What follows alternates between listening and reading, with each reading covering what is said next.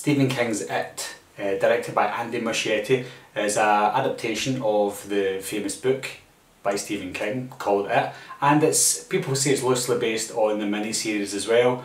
The miniseries isn't a movie, so we wouldn't call this a remake, but we can't help but compare the new movie to the miniseries as well, because that's what a lot of people know.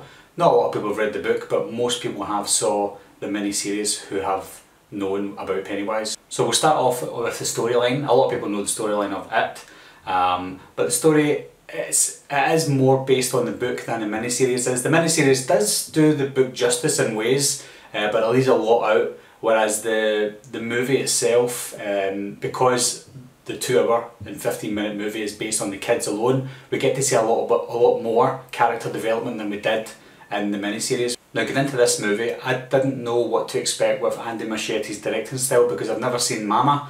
But I do know his movie Mama is very creepy, especially with the monster in that. The monster does play the leper in Stephen King's It. So we'll talk about the kids first of all. All 7 kids were excellent in this movie. Even the bullies, they were really good. Henry Bowers was good, and we get to see a few extra characters that we didn't see in the miniseries, like Patrick Hockstetter. It was good to see his character and his character development in this movie as well. Butch Huggins, we didn't see a lot of Butch Huggins in the movie compared to the miniseries. I know I keep going back to the miniseries, but a lot of people are going to compare this to the miniseries. It's only natural. But Butch Huggins, we didn't get a lot of character development for Butch Huggins. I don't think we necessarily needed it, to be honest, because we got a lot of Patrick Hockstetter, a lot more than I thought we would have.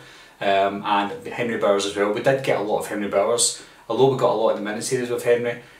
We get to see why he does things, why he does the things that he does to the kids. His past and his current situation at home isn't the nicest, so I think he's basically doing to these kids what gets done to him. There's a lot of character development in this movie. Even though there's a lot of characters to go through, we do get to see them all individually, how they react to each other and what they're like with each other. I really liked that part of the movie. Now, I won't go through all 7 characters, all 7 of the Losers Club, but they did all of them did a great job.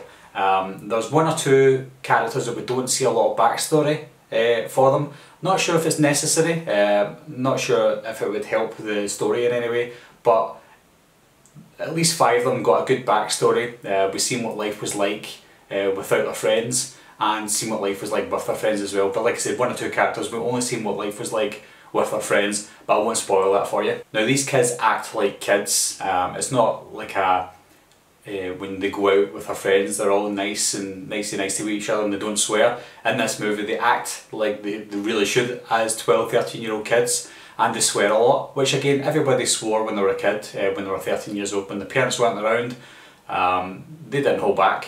Now into Pennywise himself, Bill Skarsgård. There's been a lot of people talking about him mostly. Even when he was cast, they were saying he's not going to be a good Pennywise. Then when we seen the image, the very first image of Pennywise, everyone said he looked silly. I wasn't one of those people. I like Bill Skarsgård, I like the Skarsgård family. I like the look of Pennywise as well. I also liked the look of Pennywise when we first seen it. I do love the way Tim Curry looked in the miniseries, but it didn't look menacing enough. And I think this is a really good adaptation of what the clown would have looked like from the book. And Bill Skarsgård was menacing. He was really good. He's very tall compared to the kids as well.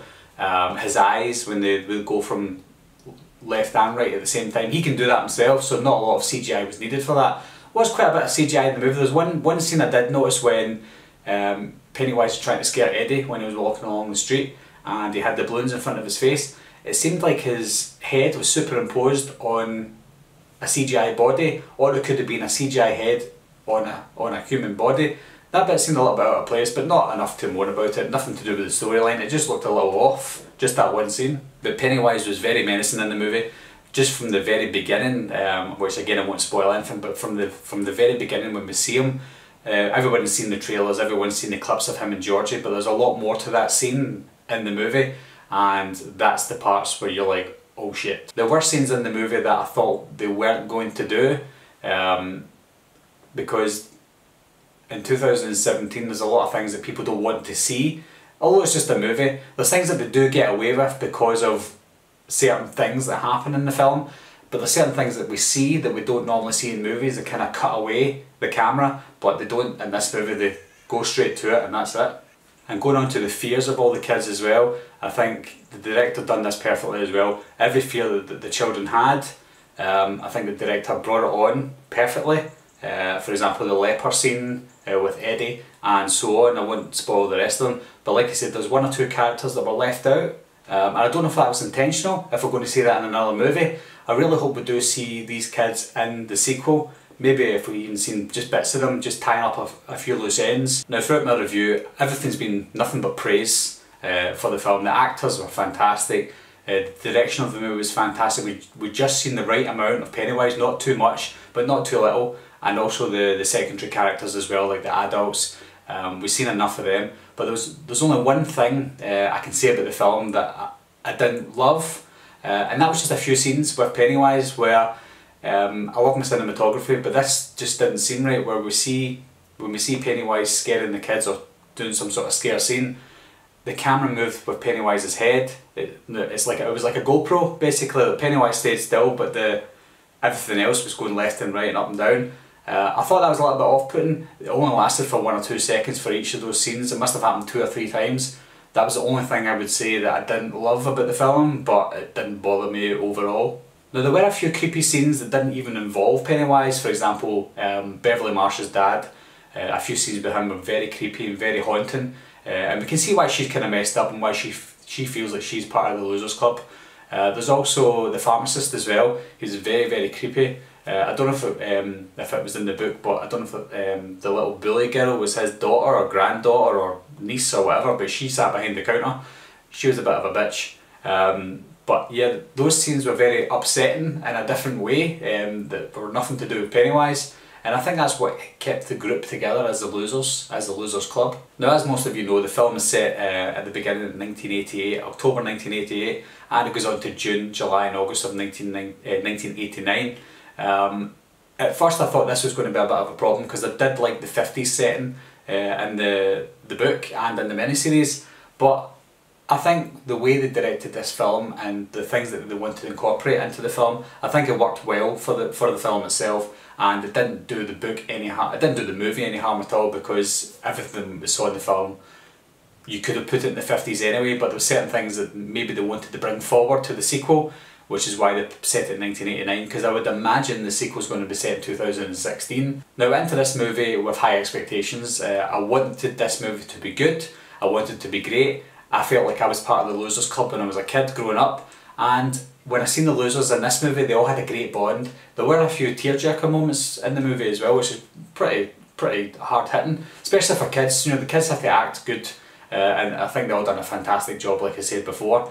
And when they all come together and they're fighting, not just Pennywise, but they're fighting the bullies, and they're basically fighting against life and Derry itself. I think when they all come together, they all appreciate each other, and that was really good chemistry throughout the film. That was fantastic, and they had to be, because the kids were the movie, the kids were the whole movie, including Pennywise. So my final thoughts on It, the movie, is: was it better than the miniseries? Absolutely. Was it better than I hoped it would be? Absolutely. I absolutely loved the movie all the way through it. Like I said, from the character development to Pennywise, to the creepy backstories, even to the adults. The adults were very unsettling in this movie as well.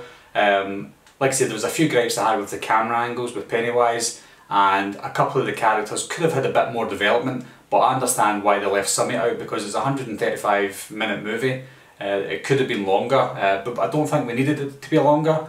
If they do a sequel with the kids in it again, that would be fantastic as well. So overall, I give It, the movie, an A.